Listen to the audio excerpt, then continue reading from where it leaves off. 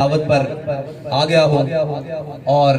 رمضان کے پہلے عشرے میں ہمیں گھر سے نکالنا ایسے ہی ہے جیسے جوئے شیر نکالنا ہے، کیونکہ ہم حافظ ہیں اور حافظ جتنی مرتبہ بھی قرآن سنا لیں ان کی جناب یہاں جان اٹکی رہتی ہے۔ جب تک الحمد سے لے کر والناس آخری سورت نہیں پڑھ لیتے نا تب تک ہمارے یہاں لٹکی رہتی ہے اور ہمیں ایسے لگتا ہے ہمارے سروں پر تلوار لٹک رہی ہے، لیکن ہم نے جا کر تراویح بھی پڑھانی ہے اور پڑھنا بھی ہے قرآن اور سننا بھی ہے، سنانا بھی ہے۔ بس آپ سے چند باتیں کر کے میں اجازت چاہوں گا کیونکہ آج بہت بڑا دن ہے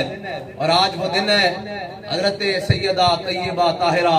پارہائے صحف غنچہائے قدس اہل بیت نبوت پہ لاکھوں سلام، خون خیر الرسل سے ہے جن کا خمیر ان کی بے لوث طینت پہ لاکھوں سلام، اور سیدہ ظاہرہ طیبہ طاہرہ جان احمد کی راحت پہ لاکھوں سلام۔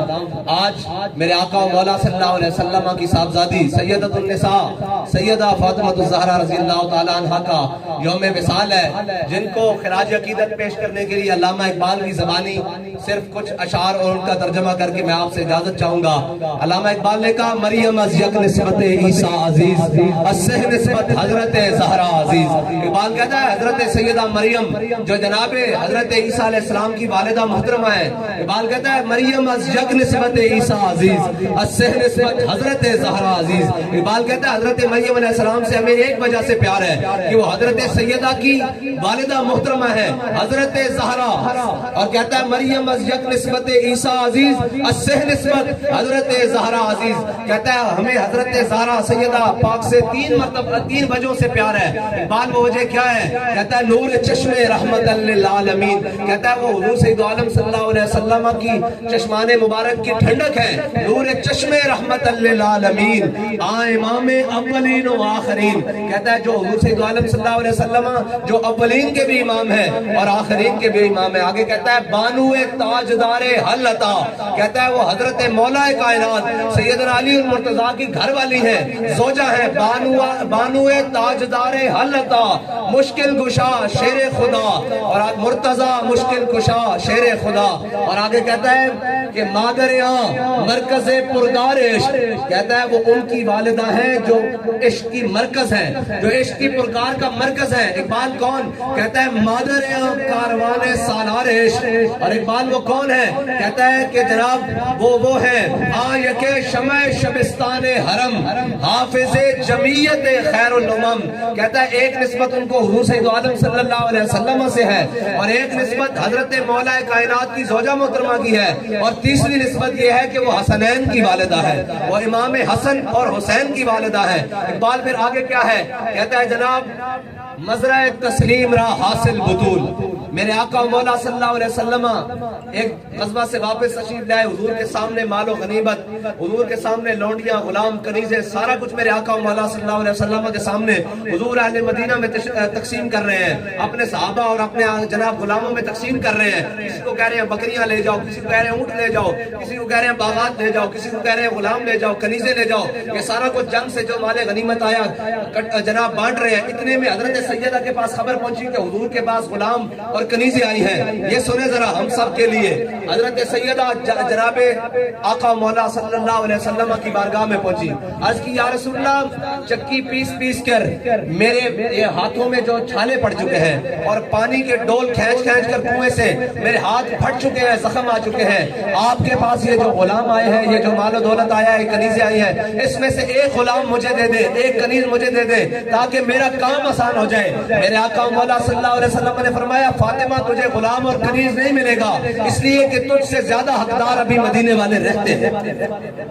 یہ ہے تو آیا نہ درتے کیوں بد نصیبہ ہزارہ رنگاں وچ رنگیندے محمد۔ میں پنجابی سارے سمجھتے ہیں، پنجابی ذرا آسانی ہو جائے گی بات سمجھانے میں، ہماری مادری ہے تو زبانی۔ تو آیا نہ درتے کیوں بد نصیبہ ہزارہ رنگاں وچ رنگیندے محمد۔ اور آگے پھر اقبال نے کہا مزرعہ تسلیم را حاصل بطول، اقبال کہتا ہے جو تسلیم و رضا کی کھیتی ہے نا، قیامت تک کوئی اللہ کی رضا پر راضی رہے گا، وہ اللہ کے حکم پر راضی رہے گا۔ مزرعہ تسلیم را حاصل بطول، کہتا ہے جو تسلیم و رضا کی کھیتی ہے نا اس کا حاصل سیدہ پاک کی ذات ہے، اس لیے کہ مادرارا اسوہ کامل بطول، کہتا ہے ہماری ماؤں کے لیے، ہماری بہنوں کے لیے، امت کی بیٹیوں کے لیے جن کا اسوہ کاملہ ہے نا، وہ حضرت سیدہ کی ذات ہے۔ اور وہ کیا ہے اسوہ کاملہ؟ کہ حضرت سیدہ فاطمہ الزہرا رضی اللہ تعالیٰ عنہ کے دروازے پر ایک مانگنے والا آیا، کہا یہ وہ کریم ہے سرور کہ لکھا ہوا ہے در پر، جنہیں لینے ہو دو عالم وہ امیدوار آئے۔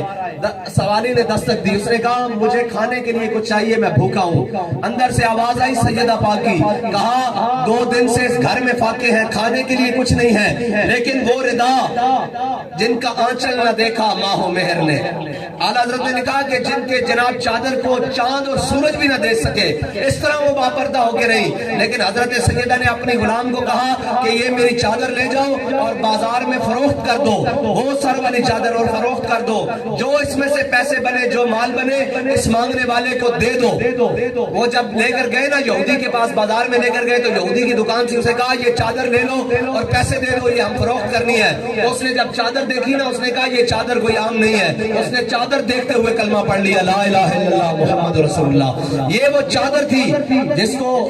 چاند اور سورج نہیں دیکھ سکے، لیکن ایک سوالی کے سوال پر اس کی بھوک کو دور کرنے کے لیے حضرت سیدہ نے اپنی چادر بازار میں فروخت کر دی۔ اور اقبال کہتا ہے مزرع تسلیم را حاصل بطول، مادر آرا اسوہ کامل بطول۔ اور آگے اقبال نے کمال کیا ہے، کیونکہ کہتا ہے سیرت فرزند ہاز امہات اور جوہر صدق و صفاز امہات۔ اقبال کہتا ہے یاد رکھنا ماؤں کی سیرتیں بیٹوں میں آتی ہیں، ماؤں کی سیرتیں اولادوں میں آتی ہیں، ماؤں کی سیرتیں نسلوں میں آتی ہیں، اور ماؤں کی سیرتیں نسلوں میں آتی۔ سیرت فرزند ہاز امہات جوہر صدق و صفاز امہات۔ اس کا مطلب کیا ہے؟ حضرت امیر معاویہ اور حضرت امام حسن کی جب صلح ہوئی نا، تو سال بعد حضرت امیر معاویہ لاکھوں روپے خراج، سونا چاندی اور جناب زیور لے کر حضرت امام حسن کی بارگاہ میں آئے، اور امام حسن کو جب لاکھوں روپے پیش کیے نا، تو دل میں یہ خیال کیا کہ میں ہندہ کا بیٹا ہوں نا، تو لاکھوں حسن کو دے رہا ہوں، ہندہ کا بیٹا ہوں تو لاکھوں حسن کو دے رہا ہوں۔ دل میں یہ خیال کیا، بیٹھے رہے، گفتگو چلی۔ جب روانہ کرنے کے لیے امام حسن ان کو دروازے تک چھوڑنے کے لیے آئے نا، تو امام حسن کے جو غلام تھے، جو پاپوش بردار تھے، انہوں نے حضرت امام حسن کی جوتیاں ایسے پڑی ہوئی تھی دروازے کے آگے، انہوں نے جوتیاں سیدھی کر کے ایسے امام حسن کے پاؤں کے آگے رکھی نا۔ امام حسن نے لاکھوں روپے نکال کر نا اس غلام کو دے کر کہا، حضرت امیر معاویہ کی طرف دیکھ کر ایسے مسکرا کر کہا یا امی انا ابن فاطمہ، فرمایا چچا جان لکھا حسن دے کے خیال کرتے ہو کہ میں ہندہ دا پتر ہاں، اسی اس ماں دے پتر ہاں جڑیاں ساڑیاں جتیاں سیدھیاں کرے، اسی لکھا اس کو دے دیندے ہیں۔ یہ ہے اقبال کہتا ہے سیرت فرزند ہاز امہات اور جوہر صدق و صفات امہات۔ اقبال کہتا ہے خیال کرنا اے ماں، اے قوم کی بیٹی، خیال کرنا تیری گود میں حسین کے غلام نے پرورش کرنی ہے، تیری گود میں صلاح الدین ایوبی نے پرورش کرنی ہے، تیری گود میں محمد بن قاسم نے پرورش کرنی ہے، تیری گود میں محمود غزنوی نے پرورش کرنی ہے، تیری گود میں غازی علم الدین نے پرورش کرنی ہے، تیری گود میں جناب ممتاز قادری نے پرورش کرنی ہے، تیری گود میں راشد منہاس نے پرورش کرنی ہے، اور تیری گود میں خادم حسین نے پرورش کرنی ہے۔ ذرا خیال کر کے، اور پھر اقبال کا سیرت فرزند ہاز امہات اور جوہر صدق و صفاز امہات۔ اقبال کہتا ہے کہ جناب ماؤں کی سیرتیں بیٹوں میں آتی ہیں، اگر مائیں بیٹھ کر ڈرامے دیکھیں گی نا تو بیٹے رنگیلے پیدا ہوں گے، اور اگر مائیں گود میں لوری قرآن کی دیں گی تو بیٹے پھر جناب کربلا میں جا کے اسلام کا پرچم بلند کریں گے۔ یہ یاد رکھنا، ماؤں کی سیرتیں بیٹوں میں اترتی ہیں، یہ نہیں ہو سکتا۔ اور اقبال نے آگے بڑی کمال بات کیا، اقبال کہتا ہے حریت آموخت از حسین۔ اقبال کہتا ہے جو امام حسین کی حریت دیکھ رہا ہے نا، یہ ایسے ہی نہیں ہے کہ بھاگ کر دے کے بندہ کربلا میں چلا جائے۔ اقبال پھر کیسے ہوا؟ کہتا ہے سوخت از مادرہ تلاوت ہو۔ اقبال کہتا ہے جو انہوں نے حضرت سیدہ پاک کی گود میں قرآن سنا تھا نا، اس کی حریت سے حسین چل کر کربلا گئے۔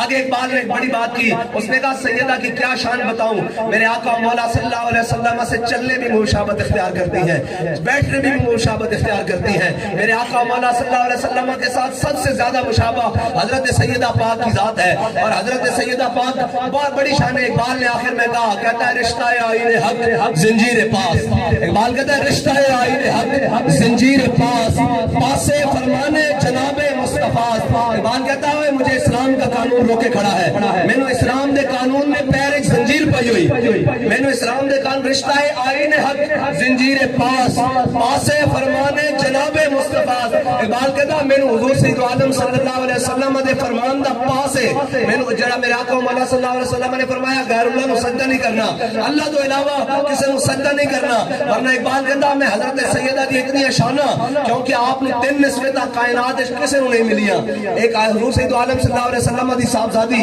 حضرت مولا کائنات دی جناب گھر علی اور حضرت حسنین کریمین دی والدہ یہ 3 نسبتہ اتنی بڑی ذات ہو گئی اقبال کہتا میرے کو رہا نہیں جا رہا اقبال پھر کی کیا ہے کہتا رشتہ آئین حق زنجیر پاس پاسے فرمانے جناب مصطفیٰ اگر اقبال نے قلم توڑ دیتا کہتا ورنہ گردے حرمتش گردید می کہتا اگر میں حضرت سیدہ پاک دی قبر دی اگر مٹی دیکھ لوں نا ورنہ گردے تربتش گردید می سجدہ پر خاک کے روح پاشید می کہتا میں انہوں دی شان بیک کے کہہ رہا ہوں کہ اگر میں انہوں دی جناب مٹی قبر دی دیکھ لوں نا تو میرے کو سجدہ زرزاد ہو جانا اقبال پھر سجدہ کرنا کہتا نہیں پیش نظر وہ نو بہار اور دل ہے سجدے کو بے قرار روکیے سر کو روکیے ہاں یہی تو امتحان ہے اللہ تعالی ہمیں حضور سید عالم صلی اللہ علیہ وسلم سے کامل محبت کرنے کی توفیق عطا فرمائے اور رمضان ہمارے پاس اپنی برکتوں والی ساتیں اپنی فضیلتوں اپنی جناب رحمتوں اپنی برکتوں کے ساتھ ہمارے درمیان آ گیا ہے اور پتہ نہیں کتنے لوگ ہوں گے جناب وہ دنیا سے چلے گئے اور چلے جانا ہے اللہ نے یہ بابرکت ساتیں دی ہیں یہ بابرکت دن دیے ہیں ان کو بخوبی اللہ کے حضور سجدے میں گزارے اس کے ذکر و اذکار میں گزارے کیونکہ جناب اوقات ہما بود کے بسر یار بود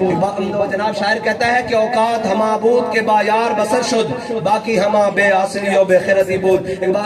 شاعر کہتا ہے کہ جناب وقت تو وہی وقت ہے جو یار کی یاد میں گزر بسر ہو جائے ورنہ باقی تو بے وقوفیاں ہیں نااہلیاں ہیں نادانیاں ہیں بس اللہ تعالیٰ ہم سب کو حضور سید عالم صلی اللہ علیہ وسلم کی کامل محبت عطا فرمائے یا رب دل مسلم کو وہ زندہ تمنا دے جو قلب کو گرما دے جو روح کو تڑپا دے اگر قلب کو زندہ رکھنا ہے نا دل مردہ ہو جاتا ہے دل کیونکہ اللہ تعالیٰ نے آخری بات اللہ تعالیٰ نے انسان کو 2 چیزوں سے بنایا ہے ایک مٹی سے بنایا ہے اور اس کے اندر روح اوپر سے پھونکی ہے مٹی کی غذا یہ ہے کہ آپ اور مجھے ابھی کھانے اور پینے سے روکا گیا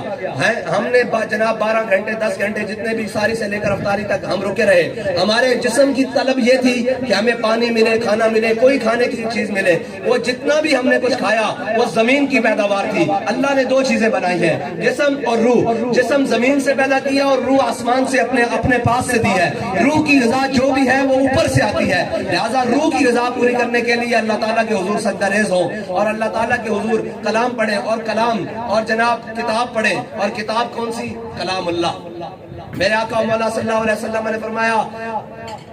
اللہ انہا لتکون فتنتم حضرت مولا کائنات سے روایت ہے میرے آقا مولا صلی اللہ علیہ وسلم نے فرمایا ان قریب میں تمہیں فتنوں کی خبر دیتا ہوں حضرت مولا کائنات نے عرض کی کل تم المخرج منہا جیسے آج بڑے بڑے فتنے ہیں ایک موبائل سے لے کر اوپر تک سب فتنے ہیں یہ دور حاضر کے سب اور وہ بابا جی پڑھا کرتے تھے میرے والد کریم پڑھا کرتے تھے کہتے تھے وہ اندھیرا ہی بلا تھا کہ قدم راہ پر تھے وہ اندھیرا ہی بلا تھا کہ قدم راہ پر تھے روشنی لائی ہے منزل سے بہت دور اور یہ جو نئی روشنی ہے نا یہ ہمیں بھلا چکی ہے کہ ہم نے کس طرف جانا ہے بہرحال یہ ایک علیحدہ موضوع ہو جائے گا حضرت مولا کائنات عرض کی کل تم المخرج منہا یا رسول اللہ ان فتنوں سے نکلنے کا کیا طریقہ ہے میرے آقا مولا صلی اللہ علیہ وسلم نے فرمایا کتاب اللہ